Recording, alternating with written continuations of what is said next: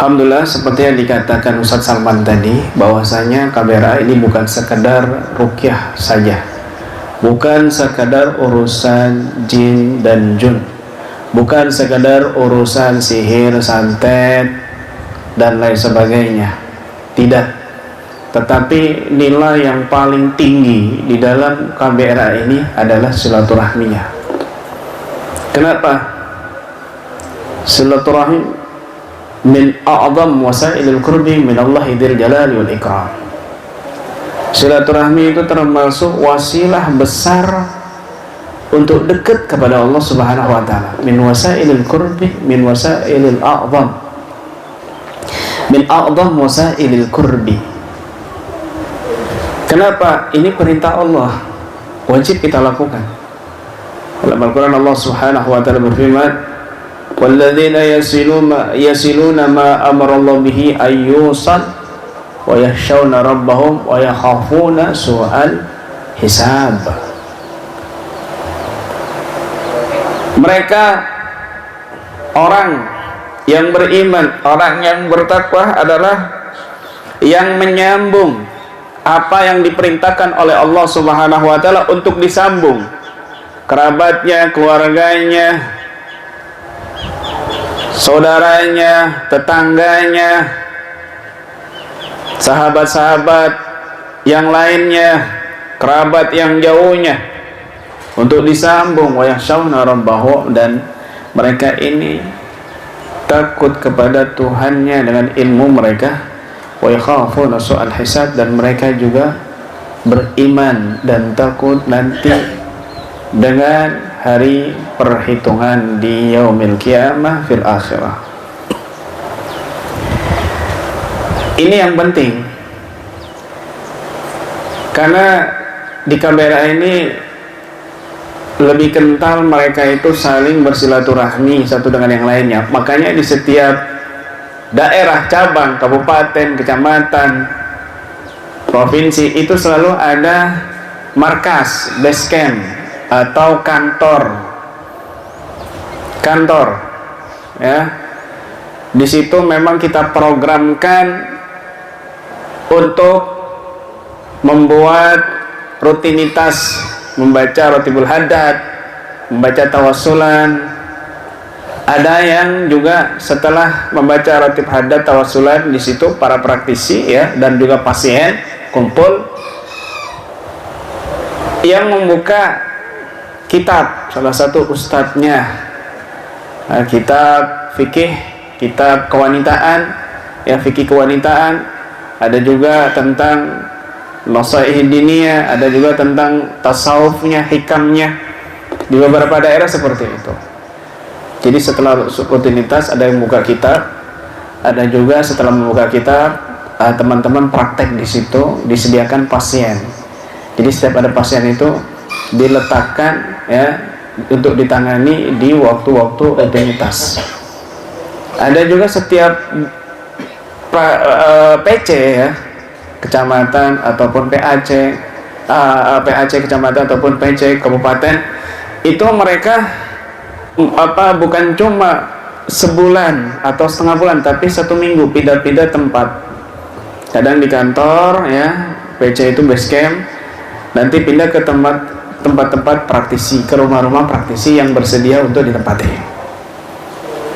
Dan bukan cuma di Madura saja. Di Madura saja tadi sudah dikatakan 200 di Sumeneb. Belum Pamekasan. Belum lagi Ketapang, Sampang, Banyuartes, Bangkalan. Mungkin ada sekitar 900 praktisi yang ada se-Madura. Ya, belum Jawa Timur. Seluruh Jawa Timur ada. Belum Jawa Tengah, seluruh Jawa Tengah ada. Belum Jawa Barat, seluruh Jawa Barat sudah ada.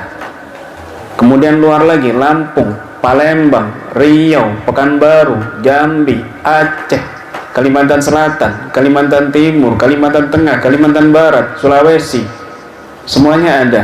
Papua ada, Bali, NTT, NTB ada, Maluku ada.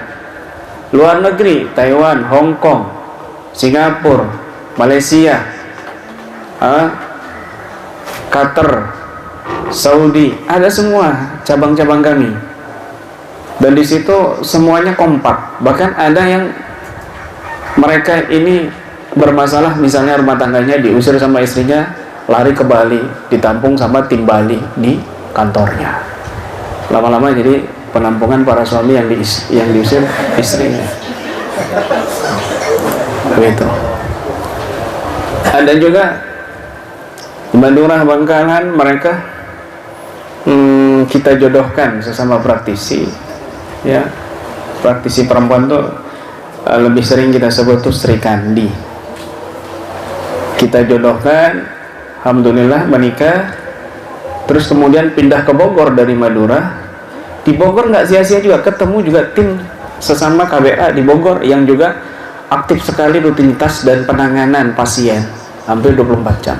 Jadi nggak sepi, dia ketemu lagi dengan teman-teman kita KBRA, rutinitasnya nggak hilang, rotib hadat tawasul. Kalau dulu saya, Masya Allah, ke Singapura, nginep di hotelnya itu satu malam bisa 5 juta. Tapi sekarang mau saya nginep di Singapura, Malaysia, Taiwan, Hong Kong, nggak perlu bayar. Kenapa? Ada kantor di sana, ada tim di sana. Kalaupun nggak ada kantor, belum sewa kantor atau belum punya kantor, bisa menginap di salah satu tempatnya praktisi di sana. Mereka sangat antusias dan luar biasa. Begitu. Jabodetabek nggak kekurangan. Ada juga di antara mereka ya yang dari Jawa Timur, misalnya dari Probolinggo, kemudian dinas atau kerja di Jakarta, belum ada tempat, menemukan tempat atau sewa rumah sementara di kantor cabang. Bahkan betah di situ dan akhirnya dia yang menjaga kantor di sana sampai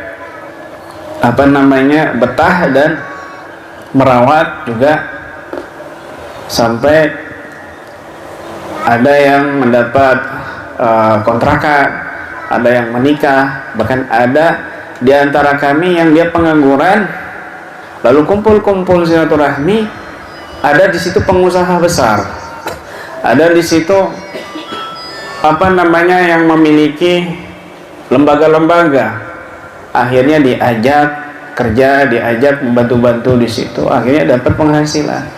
Karena kan yang itu ikut bergabung bukan cuma orang-orang bawahan saja, tapi menengah ke atas juga ada, ya, menengah ke atas juga ada, ya, begitu, macam-macam, ya, begitu. Masya Allah, silaturahmi itu tatawassa'ul barakah, menambah berkah. Barakah itu ziyadatul khair. Masya Allah. Harta banyak tapi nggak barokah, malah petaka. Harta banyak tapi barokah, hidup tenang, nyaman. Wa tumaddu fil umur, juga bisa memanjangkan usia, panjang usia. Ya, tadinya dia sendirian, menjomblo, sekarat, parah, kurus, kering, kelaparan, silaturahmi, dapat teman, dikasih makan, dapat jodoh juga, panjang umur. Begitu, panjang umur. Masya Allah, ya, banyak fadilahnya. Dan juga termasuk alamah min alamatil iman. Ini yang penting di KBRA. Dan juga bukan cuma silaturahmi saja. Kumpulan-kumpulan itu selalu dimulai dengan zikir kepada Allah, salawat kepada Nabi Sallallahu Alaihi Wasallam. Maka di setiap pelatihan hampir semuanya dimulai dengan salawat, ya, kepada Nabi Sallallahu Alaihi Wasallam. Ini ciri khas yang luar biasa dari tradisi Ahlus Sunnah wal Jamaah di Nusantara ini, Masya Allah. Ini yang terpenting. Apakah wajib bergabung? Tidak. Tidak wajib bergabung. Apakah boleh dia sendiri? Boleh. Dia mau buat pelang misalnya di rumahnya, terima pesanan ruqyah misalnya, silakan. Ruqyah 3 kali, bonus ruqyah 1 kali, silakan. Penanganan kasus sihir 500.000, kasus santet 300.000, paket corona 250.000, silakan. silakan dia mau buat pelang yang besar, silakan, nggak ada yang melarang, tidak ada yang melarang. Tetapi ketika dia sendirian, bahaya dan resikonya lebih besar. Ketika dia bersatu, ini lebih ringan. Kenapa? Kamu kalau mau buang sampah kotoran pakai satu biting, satu lidi, ya lama, bisa-bisa patah lidinya. Tapi kalau coba lidinya digabungin semuanya, batang lidinya dijadikan satu, wah, sampah habis seketika, bersih tempatnya, dan kotoran banyak terbuang. Demikian juga ketika praktisi bersatu, maka buang kotoran serangan dari dukun yang menyerang istrinya, yang menyerang anaknya, imbas dari penanganan kasus sihir pasien yang dia tangani, atau orang-orang dukun-dukun yang mulai mengenal dia, menyerang dia secara diam-diam, ya, dan lain sebagainya, itu bisa tertolak ketika kita bersatu dengan sendirinya. Kumpul saja begini sudah ada kekuatan, dimana dukun itu nggak bisa nyerang.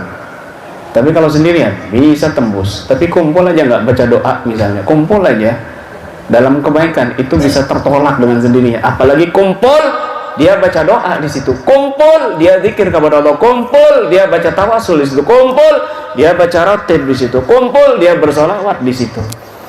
Muntah darah musuh-musuh kamu di sana, bisa-bisa mungkin merenggang nyawa di sana.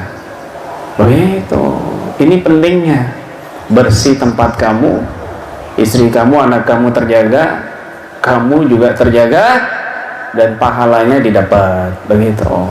Nah, ini semoga bisa dipahami.